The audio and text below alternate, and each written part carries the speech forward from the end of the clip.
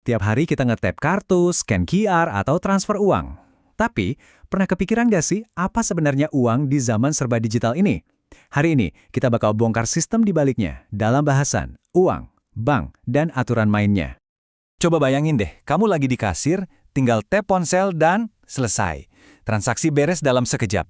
Tapi di balik kecepatan itu, ada sistem raksasa yang lagi kerja. Apa sih yang sebenarnya terjadi di detik itu? Satu tap simple itu ternyata memicu serangkaian proses yang kompleks banget. Ini tuh kayak tarian antara apa itu uang, bank-bank yang jadi rumahnya, dan setumpuk aturan ketat yang mastiin semuanya berjalan lancar.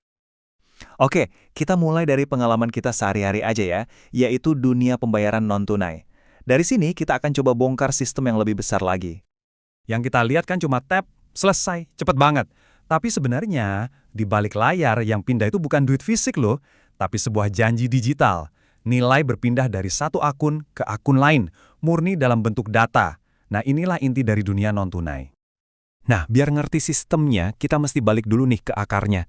Jadi, apa sih yang kita sebut uang itu sebenarnya? Menurut seorang ekonom bernama Edward Shapiro, definisinya ya seperti ini. Tapi coba deh perhatiin kata kuncinya. Umum diterima oleh masyarakat. Artinya, uang itu berharga ya karena kita semua setuju kalau itu berharga. Ini semua tentang kepercayaan kita bersama. Oke, kita pecah lagi biar gampang. Supaya sesuatu bisa disebut uang, dia harus punya 3 syarat utama ini. Pertama, semua orang sepakat buat nerima. Kedua, bisa jadi perantara buat tukar-menukar. Dan ketiga, sah buat bayar utang. Sekarang, kita lihat apa aja sih kerjaannya uang. Para ahli ekonomi biasanya bagi tugas uang ini jadi 2 kategori besar. Ada fungsi asli atau yang utama, dan fungsi turunan alias fungsi tambahannya. Fungsi asli itu ya kerjaan intinya uang. Pertama, sebagai alat tukar. Ini ngegantiin sistem barter yang super ribet. Kedua, sebagai satuan hitung.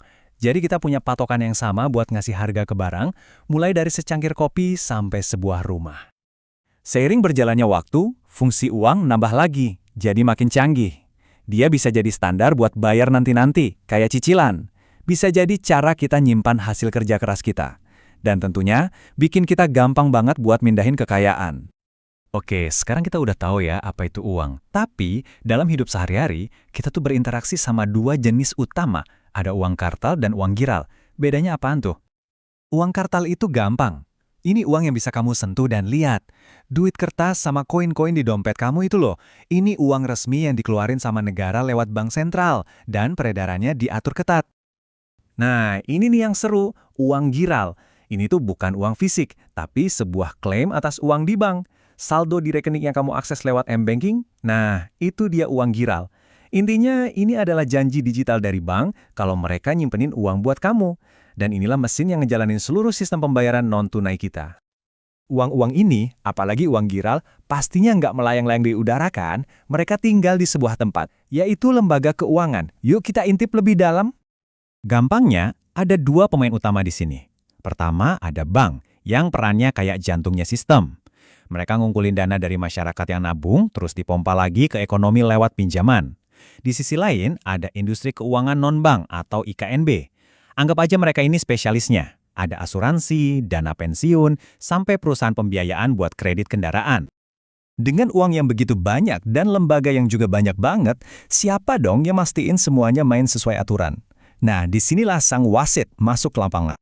Kenalin, Otoritas Jasa Keuangan atau OJK.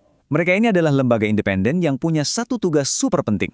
Ngatur dan ngawasin semua pemain di industri jasa keuangan. Dari bank tempat kamu nabung sampai aplikasi investasi yang kamu pakai. Jadi, kerjaan OJK itu ngapain aja? Mereka yang bikin aturan mainnya, mereka yang ngawasin biar semua patuh sama aturan, dan yang paling penting, mereka itu kayak perisai yang lindungin kita, para konsumen. Biar uang kita aman dan kita terhindar dari praktik-praktik yang merugikan. Oke, kita udah lihat semua patongannya nih. Ada uang, ada lembaganya, ada juga wasitnya. Sekarang, yuk kita rangkai semuanya biar kita bisa lihat gambaran besarnya. Jadi alurnya tuh begini. Semuanya berawal dari konsep dasar uang. Uang ini kemudian dikelola sama berbagai lembaga keuangan. Dan seluruh sistem ini diawasi oleh regulasi supaya tetap stabil dan bisa dipercaya. Struktur yang nggak kelihatan inilah yang sebenarnya kerja di balik layar setiap kali kamu bayar kopi, transfer uang, atau bayar tagihan online. Ini adalah fondasi dari ekonomi modern kita. Dan ini membawa kita ke satu pertanyaan besar buat masa depan. Seiring uang benar-benar berubah jadi data digital, apakah aturan main yang kita punya sekarang masih relevan? Gimana caranya regulasi beradaptasi di dunia keuangan yang serba digital ini? Sebuah pertanyaan buat kita renungkan bareng-bareng. Sampai jumpa di pemaparan berikutnya.